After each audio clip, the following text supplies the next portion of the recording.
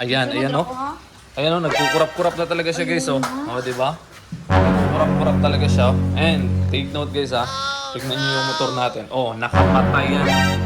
Kaboom! What is up guys? Nagka-aberya kasi yung motor natin at hindi pwedeng hindi ko to i-content kasi possible ilan sa inyo dyan na-experience itong problema na to. Hindi lang to para sa Honda Click guys, kundi para sa lahat ng motor na merong auxiliary light. Okay? Kasi yung auxiliary light natin, nagka-problema siya kanina guys. Gawa ng sobrang lakas ng ulan na naging grounded. So ngayon guys, gawa natin siya ng solusyon. So ito guys oh, kita nyo nagmo-moist na talaga siya. So basang-basa talaga siya. Yan yung nagkukos kaya grounded. Delikado na i-reuse yan. So, ang gagawin lang natin is, bubunutin lang natin to.